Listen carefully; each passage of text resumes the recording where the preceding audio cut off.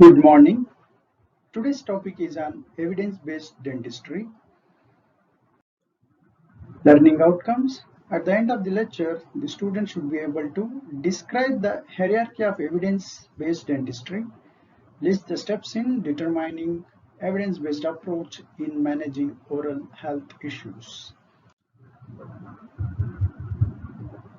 Introduction. In our day-to-day life, as a consumer, we take many decisions.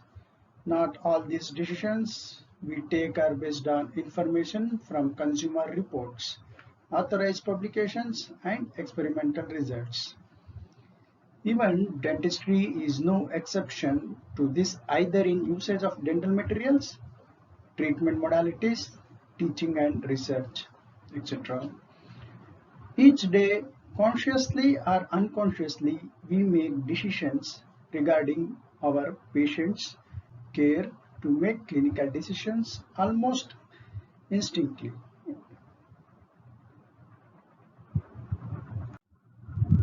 We draw on a wealth of resources, including our own clinical experiences and discussions with colleagues.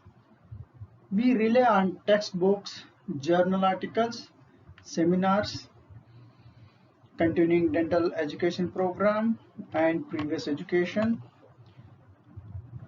Good and sound dental practice relies not upon bits and pieces of selected evidence, but rather upon the collection of best available research evidence. Evidence-based approach is ideal in today's situation, and it is important that these clinical decisions making incorporate the best available scientific evidence in order to maximize the potential for successful patient care outcome. So, evidence-based dentistry, abbreviated as EBD, is an approach to oral health care that requires the judicious integration of systematic assessment of clinical relevant scientific evidence relating to the patient's oral and medical condition, that is history, with the dentist clinical expertise and patient's treatment needs and preferences. So evidence-based dentistry depends on three factors, namely the first is the evidence, the second is patient treatment needs, then clinical expertise. So all together will lead to an evidence-based decision. Coming to the history of evidence-based dentistry, the establishment of journal on evidence-based dentistry first appeared as a supplement in British Dental Journal in 1998, and later it became a standalone journal in 2000. In the year 2001, the Journal of Evidence-Based Dental Practice was first established in United States. The DSM Fawcett Center for Evidence-Based Dental Research was established in Boston in 2003. Coming to the goals of evidence-based dentistry, evidence-based dentistry has two main goals. The first is best evidence or research. Second is the transfer of this in practical use. This involves four basic phases. The first is asking evidence-based question. That is framing an answerable question from a clinical problem. That we will explain in the further slides. Searching for the best evidence. Reviewing and critically appraising the evidence. Applying this information in a way to help the clinical practice. Kerr and McGivney have suggested an additional phase, that is the evaluation of performance of the technique, procedure, or materials. Stages in process of evidence-based dentistry. The evidence-based dental process is based on the abilities and skills of the clinician, This process includes the following steps. The first and foremost is identify the clinical problem. Then go for searching of evidence. After searching, make a sense of evidence. If it is not good standard, then discard. If it is good, then you try to update that evidence. After updating, act on the evidence. If I give you example, then you will understand how these steps in the process of evidence will go. The first step is identify clinical problem, converting information into a question. How you can do this? The first step in evidence-based dentistry is asking a clear question about a clinical problem. The question must be relevant to the patient's problem and phrased in such a way that it will point you towards relevant and accurate answers.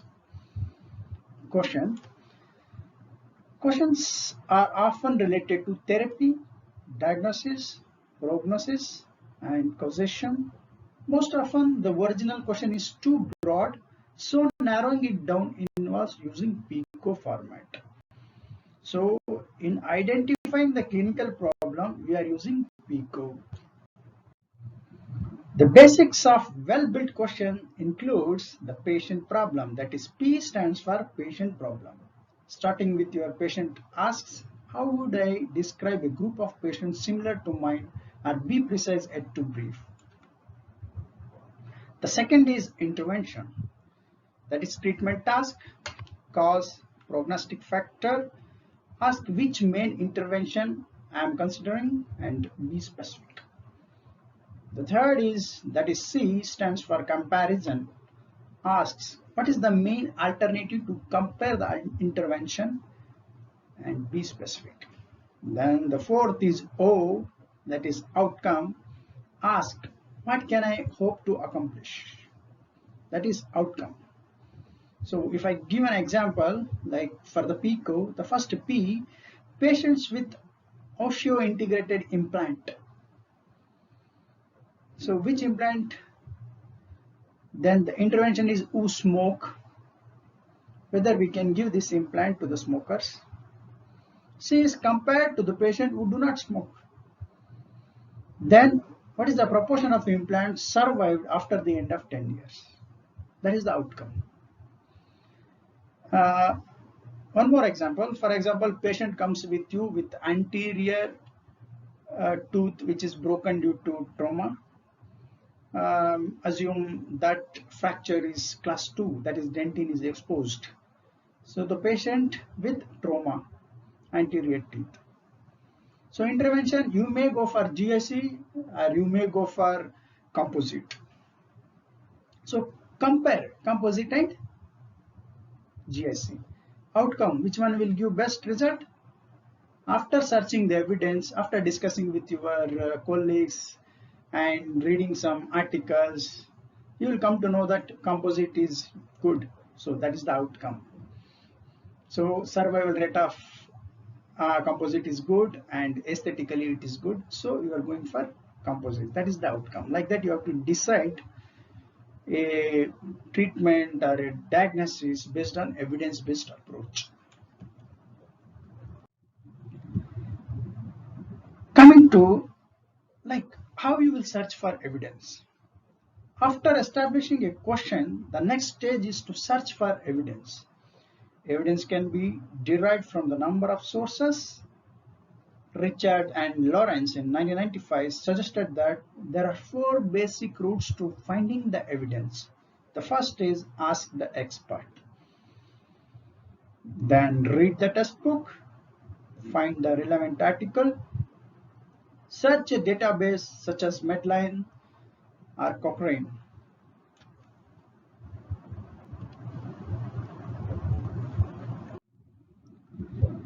The first is ask an expert. Asking a consultant or a colleague is an efficient way of getting an answer to a problem. But drawback of this approach is they may not be completely aware of all the up-to-date evidence. Often hold a quite subjective opinions about the particular issue. For example, if you ask me, I have not updated with the clinical things from past 3 years because I'm not working as a clinician. So if you ask me also, I may tell you some biased answers. And always, I won't prefer orthodontic treatment because it will definitely relapse after 3 months, 3 years. So it's my subjective opinion. I'm just giving an example. So I'm not the best person to ask. You should ask several people who are expertise in the specific field. Later, you have to take your own decision after consulting all of them. You are also having other options, a reading article and your colleagues, so that you can take all the opinions and reviews of whatever treatment modalities you have to be taken in future. Then read the textbook. It's a good idea, but there is evidence that they rapidly go out of date even when new. See, previously there was a situation to get your knowledge doubled, you will need almost like 5 years. Now, in 30 minutes, your knowledge will be doubled. If you are searching on particular thing in database or internet, your knowledge will be doubled in 30 minutes. So, even the textbooks will rapidly go out of date even when new. Find the relevant article, but you may not have relevant reprint, and even if you do, you never get around to reading it properly. So then you may ask me, then what we have to do to get the proper evidence? You have to follow all the 4 steps. Search a database such as Medline or Cochrane. It would appear to be the best way to gather the evidence, as it will be the most up-to-date and quite comprehensive. Access to the literature via the internet is simple procedure, but there is a danger of becoming swamped with articles that are not necessarily relevant or scientifically sound. For example, if you put in internet like difference between composite and GIC, you will get many articles. In the meantime, you will be not knowing which article you have to select and read. That is the problem with database. So you should know which journal is good, which journal will publish high quality articles. That you should know. Then you have to go for that journal and you have to search for the evidence. The 12 tools for assessing evidence. The first is be skeptical, that is always doubtful. Don't agree with anything. Then don't trust biological plausibilities, that is apparent validity. You should have clear-cut validity. What level of controlled evidence is available? Control means they should have compared with different materials of similar treatment. Then if you found one is good, then you have to keep it for practice. Then did the cause precede the effect? You have to check this. No betting on the horse after the race is over. It's like buying a ticket after the train went. Then what is clinically relevant pre-trial hypothesis? That is your null hypothesis. And population size means whether they have used correct population or number of samples, that you have to check while you read your articles. Is there even one different explanation that works as well or better? For example, I have told sometimes authors' individual perceptions, their subjective perception will be there, so they may give different explanation. But you have to search and you have to take the correct decision. Was the study properly randomized? Always randomized studies are good because they are giving equal chance to everyone, and they have set of procedures, standardized procedures they have to follow. So always go for randomized trial for the clinicals. When to rely on non-randomized evidence? Sometimes you can't do randomization all the research. So sometimes you have to go for non-randomization. So such kind of things you have to know, like where you go for non-randomized, how will be the result, how should you accept that result. If in case if you are having doubts, how to resolve that results which are obtained from non-randomized evidence, that things you have to think. Then placebo effect. I hope you know what is placebo. Placebo is like, for example, if you are giving, for example, there are two groups and you are going to do a research on hypertension. Your null hypothesis is whatever drug you are giving to the patient will reduce the systolic blood pressure. Alternate is it won't reduce the systemic blood pressure. There are two groups are there. For one group, you are going to give the drug whatever you invented. The second is it looks like a drug, but it's not a drug. It's just a mint or something like that. But to get no bias result or zero bias result, you have to give the patients with such kind of things that are called placebos. Actually, it don't have any efficacy or efficiency, but it will resemble the same as the drug, whatever you want to give in the clinical trial group, not for the control. Then, was there protection against the conflict of interest? Conflict of interest will be within the authors. So, hierarchy of the evidence is as follows. In the lower one, there will be in vitro research. That means the research outside the body. Then comes the animal research. Then comes your editorials, opinion, ideas. Then case reports. Then case control study, cohort study, randomized control study, then meta-analysis and systematic review. If I ask you which one is the best evidence, then you have to go for systematic review. But cohort study is also good because cohort study will take minimum 2 years to take decision. So above this all are good, but systematic review will be in the top. After that, randomized control trial. So making sense of evidence.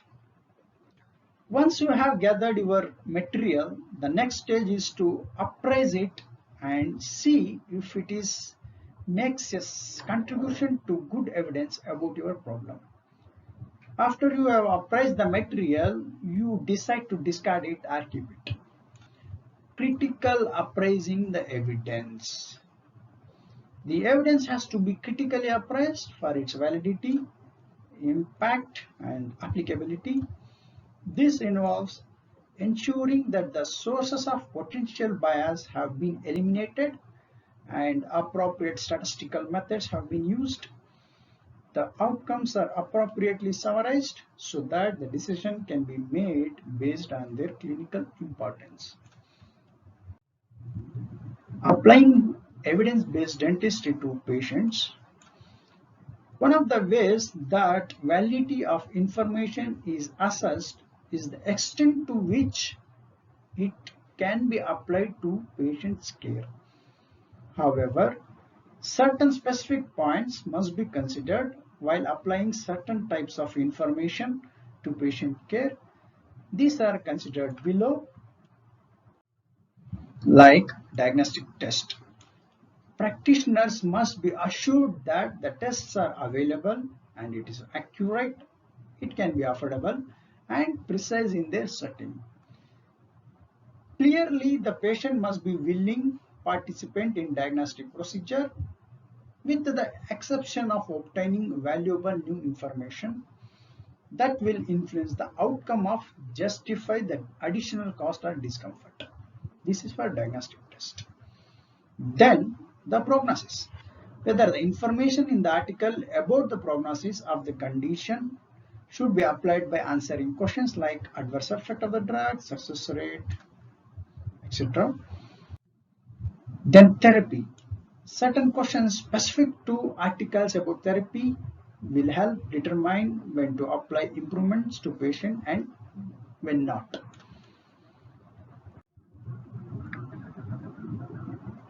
Then evaluating the outcomes. This is the final step in the process of evidence-based dentistry.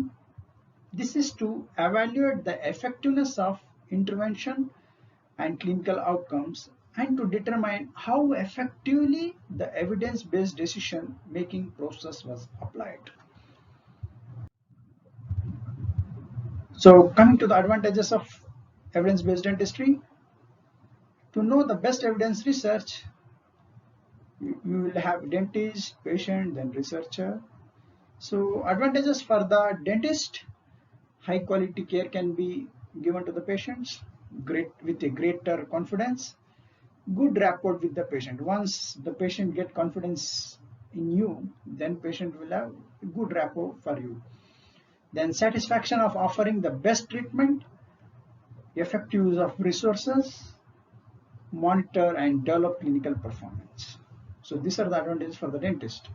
Then for the patient, needs and preferences are valued because you have given what the patient want. The desire of the patient is fulfilled by your treatment. Then improve treatment.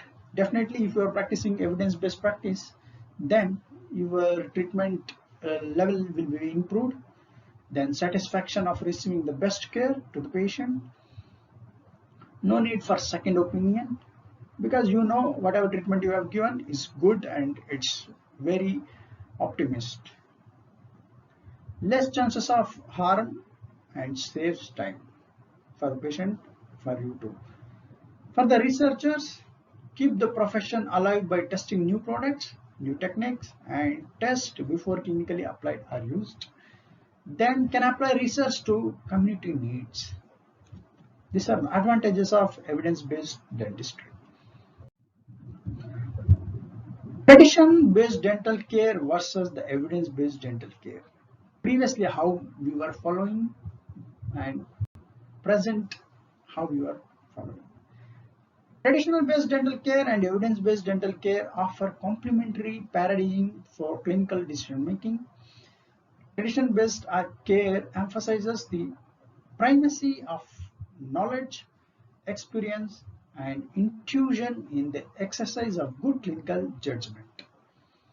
Evidence-based care emphasizes the integration of good judgment with the best available evidence and patients' values in making of clinical decisions.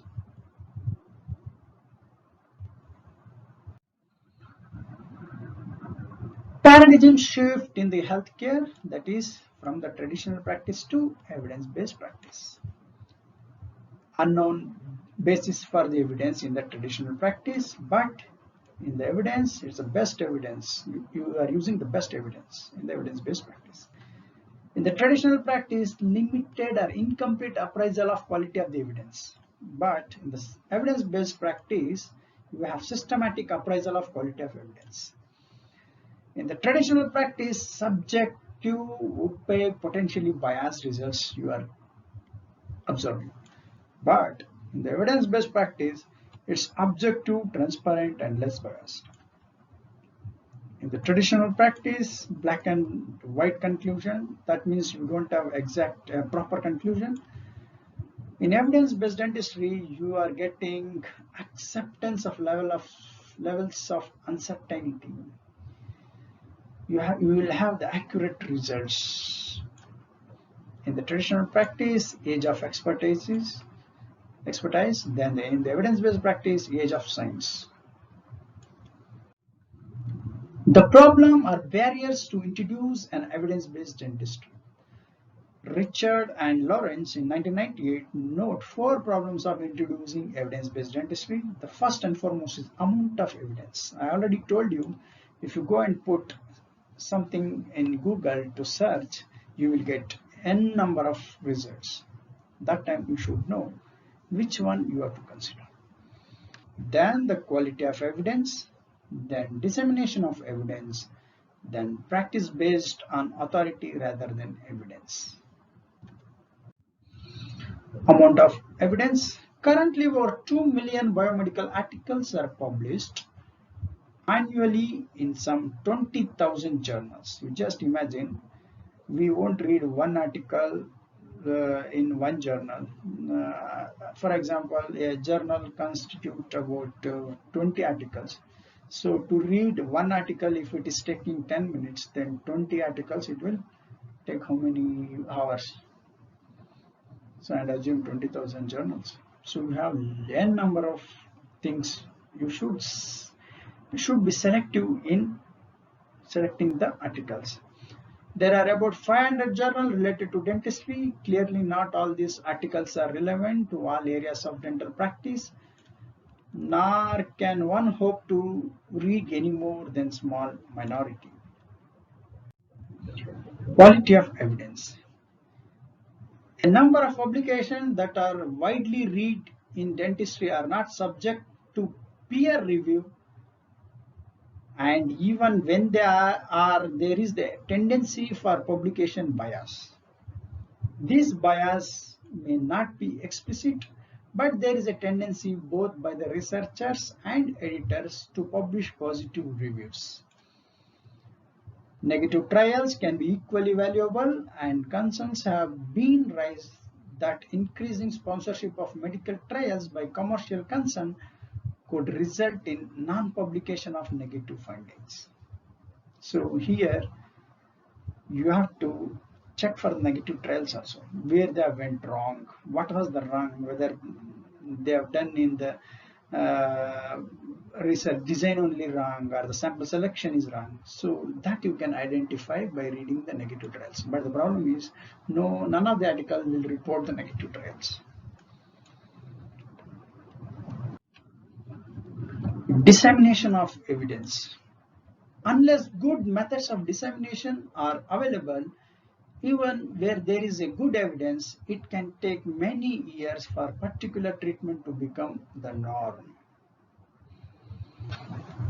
Practice based on authority rather than evidence. For example, the use of techniques or therapies based on the views of authority rather than evidence may lead to wrong treatment being performed.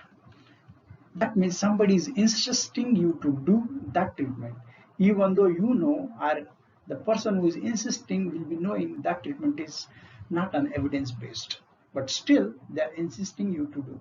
So that things we have to avoid. The impact of evidence-based dentistry on the dental research community. The EBD opens a new era in dental research. This movement can bring together a traditional basic science researchers with clinical researchers, clinicians, and educators. The current barriers that exist between the dental research community and the practicing community can diminish as evidence-based teams start to work on finding, appraising, summarizing, and analyzing the evidence to answer clinically relevant questions. Dental research results are raw. Evidence-based dentistry represent a potential strengthening of the complex process of science transfer of translating research into practice. Failure or success of evidence-based dentistry will affect dental researchers' implied contract to improve the oral health of the public. To conclude, the concept of evidence-based dentistry with a view to keep abreast with the evidences in dentistry, the importance of evidence for every branch of dentistry in teaching in order to orient the practitioners among the great amount of most actual scientific informations and to support clinical decisions is well established in dentistry. The practice of evidence-based dentistry is a process of lifelong, self-directed, problem-based learning which leads to the need for clinically important information about the diagnosis, prognosis, therapy, and other clinical and healthcare issues. All healthcare professionals need to understand the principles of evidence-based dentistry and practice, recognize the evidence-based practice in action, implement evidence-based policies, and have a critical attitude to their own practice and to evidence. Without these skills, professionals and organizations will find it difficult to provide best practice. Evidence-based dentistry is a way of thinking, philosophy, a paradigm, and it is practice of dentistry for the millennium.